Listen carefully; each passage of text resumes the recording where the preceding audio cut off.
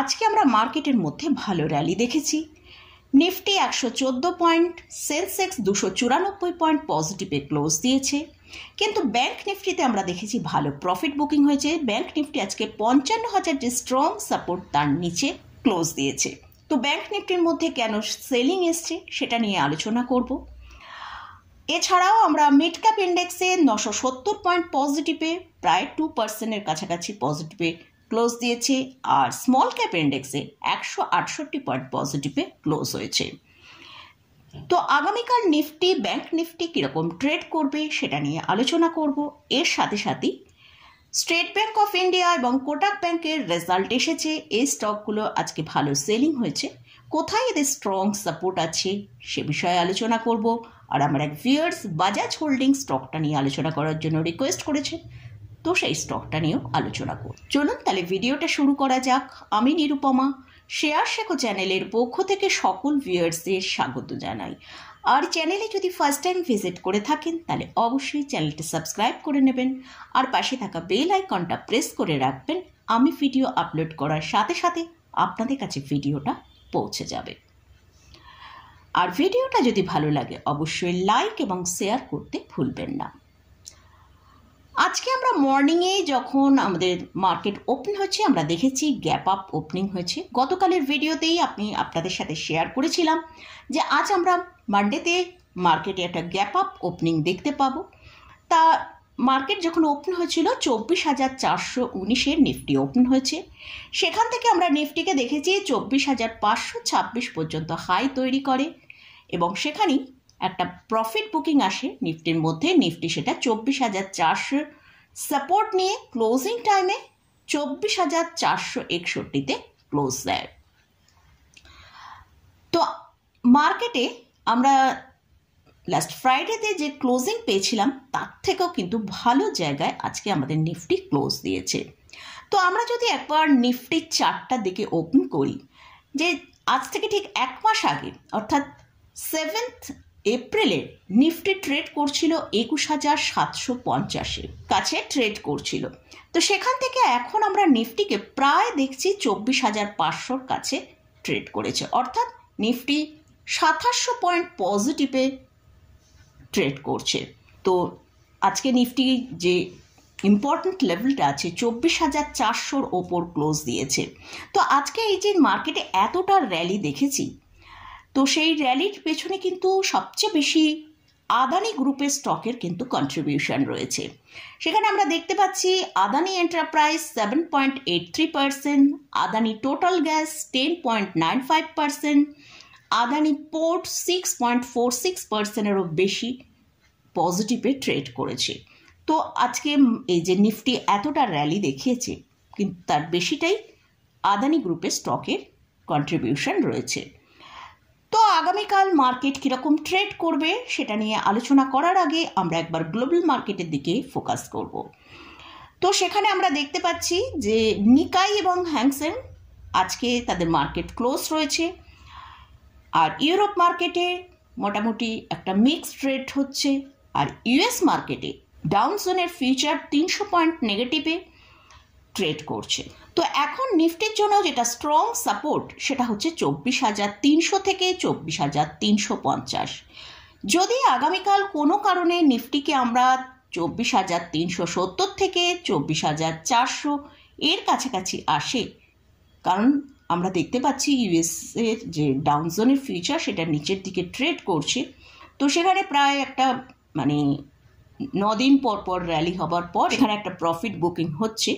তো যদি আজকে ডাউন জোনে একটা ভালো প্রফিট বুকিং আসে, হয়তো আগামীকাল আমাদের মার্কেট এখান থেকে একটু নিচে আসতে পারে।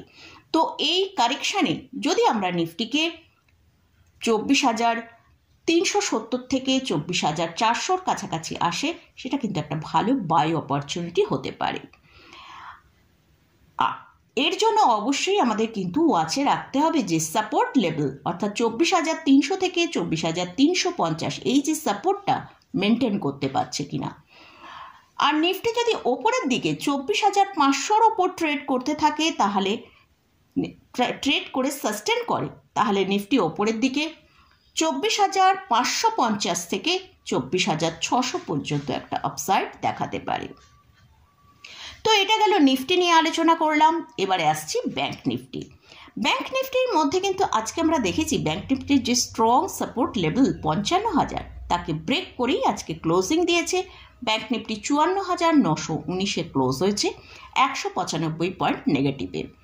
আজকে ব্যাংক নিফটি যেটা লো তৈরি করেছিল 54,806। তো ব্যাংক নিফটির জন্য এখন যেটা স্ট্রং সাপোর্ট সেটা হচ্ছে 54,575 থেকে 54,725।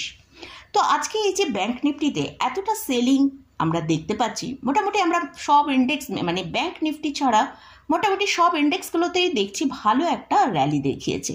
তো ব্যাংক নিফটিতে আজকে এতটা সেলিং কেন এসেছে? কারণ কোটাক ব্যাংক এবং স্টেট ব্যাংক অফ ইন্ডিয়ার রেজাল্ট এসেছে, সেটা মার্কেটের কাছে কিন্তু খুব একটা পছন্দের হয়নি। তাই কিন্তু আমরা স্টেট ব্যাংক অফ ইন্ডিয়ায় 1.2%-এর মতন এবং কোটাক ব্যাংকে প্রায় 5%-এর মতন সেলিং দেখেছি। তো তারই জন্য কিন্তু আজকে ব্যাংক নিফটিতেও একটা ভালো সেলিং প্রেশার আমরা দেখতে পাচ্ছি। তো যদি ব্যাংক নিফটি 54,600-র নিচে ট্রেড করে সাস্টেন করে তাহলে কিন্তু ব্যাংক নিফটিতে ভালো সেলিং আসার সম্ভাবনা আছে, নিচের দিকে প্রায় 54,100-র কাছে চলে আসতে পারে। তো এটা গেল নিফটি এবং ব্যাংক নিফটি নিয়ে আলোচনা করলাম। এবারে ফার্স্ট যে স্টকটা নিয়ে আলোচনা করছি সেটা হচ্ছে স্টেট ব্যাংক অফ ইন্ডিয়া। তো এই স্টেট ব্যাংক অফ ইন্ডিয়া এবং কোটাক ব্যাংক রেজাল্ট এসে গেছে এবং সেই রেজাল্টের পরিপ্রেক্ষিতে আমরা আজকে দেখেছি যে দুটো স্টকের মধ্যেই ভালো সেলিং হয়েছে এবং তারই ফলে কিন্তু আমরা দেখতে পাচ্ছি ব্যাংক নিফটিতেও একটা ভালো সেলিং প্রেশার রয়েছে। তো এই স্টেট ব্যাংক অফ ইন্ডিয়ার মানে সাপোর্ট কোথায় রয়েছে সেটা নিয়ে ডিসকাস করব। স্টেট ব্যাংক অফ ইন্ডিয়া আজকে প্রায় 1.20%-এর মতন সেলিং এসছে, এখন ট্রেড করছে 790 টাকায়, ক্লোজিং পেয়েছি আমরা। তো এই স্টকের যেটা স্ট্রং সাপোর্ট রয়েছে সেটা হচ্ছে 770 টাকার কাছে। যদি এই 770 টাকার সাপোর্ট নিয়ে নেয় তাহলে খুবই ভালো, আর যদি 770 টাকাকে ব্রেক করে তাহলে স্টকটা নিচের দিকে 720 টাকা পর্যন্ত নিচে চলে আসতে পারে। আর স্টেট ব্যাংক অফ ইন্ডিয়ার যে 770 টাকায় কিন্তু তার 50 এবং 100 ইএমআ রয়েছে, তাই এটা কিন্তু খুব স্ট্রং সাপোর্ট, যদি ব্রেক করে তাহলে বেশ অনেকটাই নিচে আসার সম্ভাবনা আছে। তবে এই স্টকটা নিচে আসলে কিন্তু আমাদের পোর্টফোলিওয়ে অ্যাকুমুলেট করারও কিন্তু আস্তে আস্তে ধীরে ধীরে অ্যাকুমুলেট করা যেতে পারে, অবশ্যই লং টার্মের জন্য। আর স্টকের এখন আরএসআই ট্রেড করছে 52 এর কাছাকাছি। নেক্সট আসছে কোটাক ব্যাংক। কোটাক ব্যাংকের কারেন্ট প্রাইস চলছে 2,085 টাকা।